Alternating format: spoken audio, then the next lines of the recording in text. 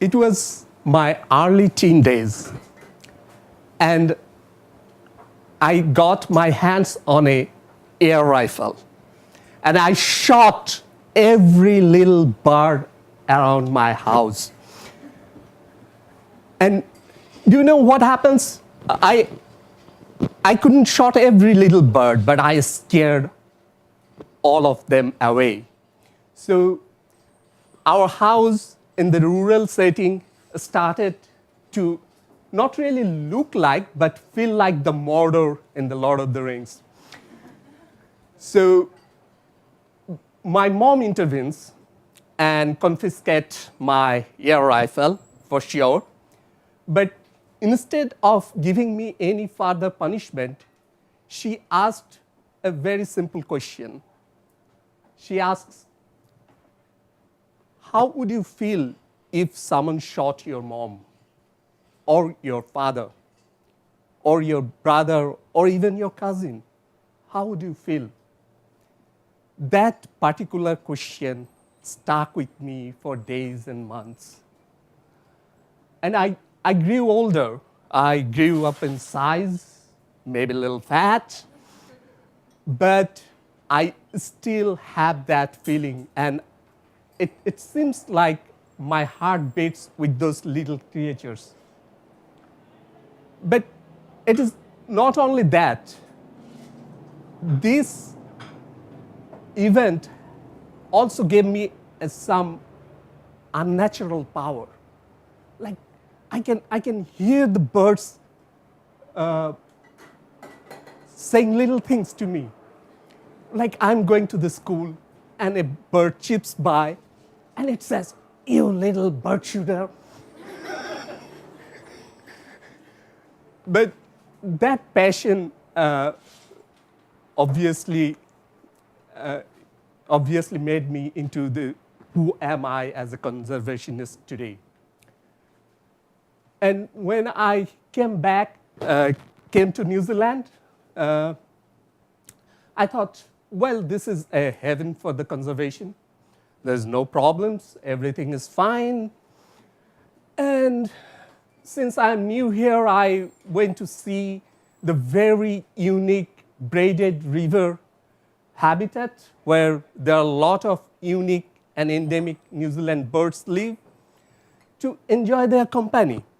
And on a November sun in the morning, I was lazily looking at a black-billed gull colony. And that interesting power of me came back to me. And I could hear the birds talking to each other. And I noticed a little bird who was saying, "Mama, Mama, can I go out and play?" Probably you cannot hear that bird as good as I do, because you have never been a bird shooter in your life. But I did. And then the mama comes and said, "No, don't you dare. Haven't I told you about the cats and stoats that lurking around? They'll get you away. And if we are not around, we won't be able to protect you." But Mama, you said they live in those treed areas where they're far away from this riverbed. Mama says, but can't you see these lovely lupins growing in the riverbed and this grassy vegetation where what happens, these predators can come very close to us without being detected. So we don't know whether they are very close or very far in their own houses. So you cannot go roam and play. And to make things a little complicated, a SUV just moves past it very fast. And the little bird gets scared and jumps into its grandfather's arms. And says, "Grandpa, what was that?" The old grandpa says, "Oh, that was real fun for the humans and nightmares for us, because what they do is they come here for the recreation. They go for fishing, but they always make a lot of sound, noises, and disturb our tranquility. But the little bird was saying, but are all the humans like that?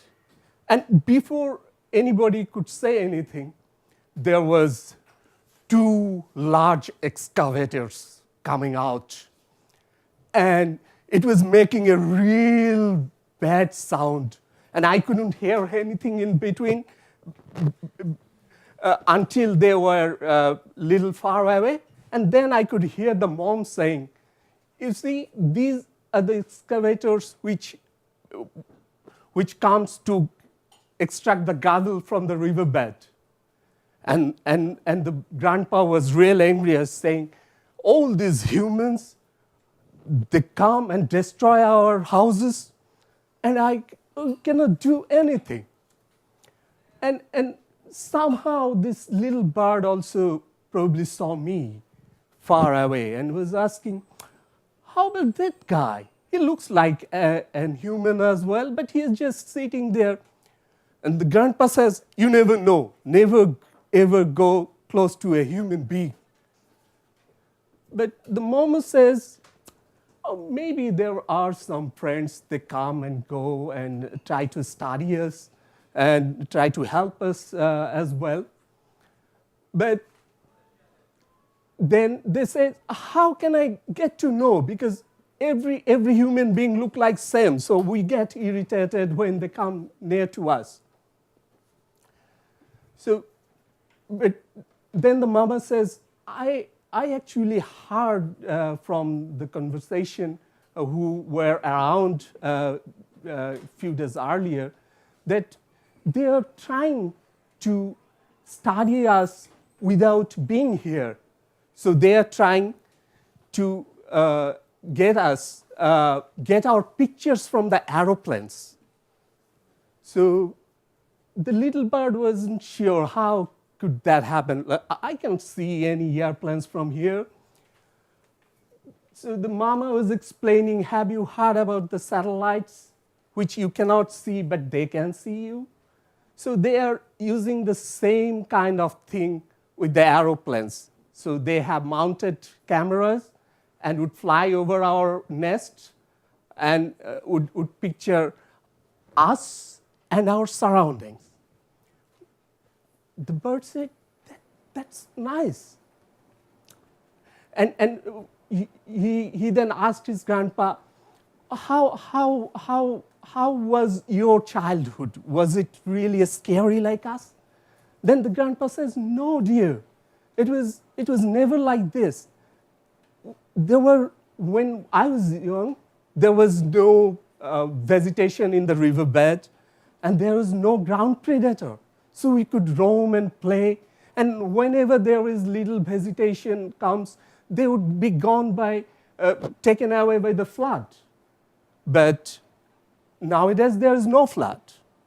The little boy asks why there is no flood, and the mama comes in and says, well, the humans, again, has built dams in the upstream, and they regulate the flow of the rivers and channels, and there is no more big floods anymore, and the vegetation can just grow as they like.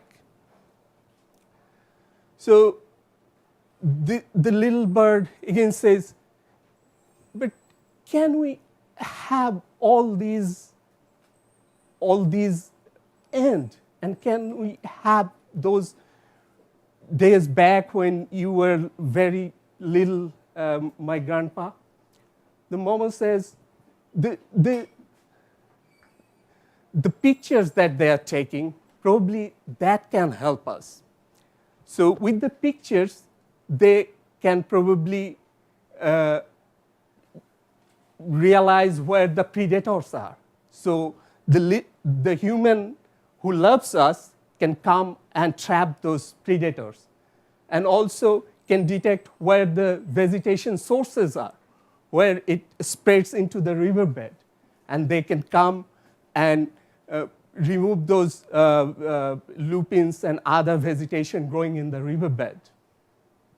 And also, they can design some islands for us when the excavation is done, because with the excavation, the vegetation also goes away. So there is a little opportunity that these disturbance can be made into a positive one. And then I could see the little bird really started to dream of that fairy tales days back. And he was like looking at the sky and smiling that I'd really love to roam and play in a wide open riverbed, devoid of any overgrown vegetation, and also the predators. And till then, I'll keep smiling to my friends so that they can have a pretty picture of mine.